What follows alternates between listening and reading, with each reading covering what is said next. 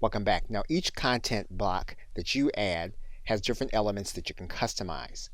So you notice that we have created a paragraph block here, and if we click inside of this block, then the elements that we can customize become available. If we were to create another kind of block, and for example, if we were to create an image block instead of a paragraph block, you're going to see different elements that we can customize.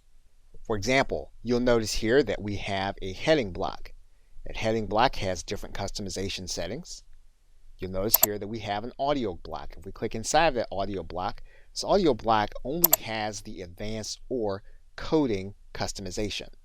So anytime you add a block to your editor or to your layout page, you're going to want to come to this right side menu anytime you click inside of that block, and then you're going to want to customize it according to the way you want the block to appear on your site.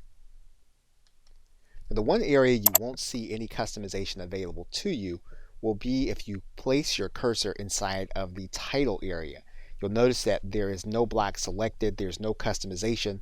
What you can do is you can place your cursor inside of the title box. You can click the edit button, and then you have the ability to change the permalink to what you want it to be. Okay, so with that, thanks, and I will see you in another video.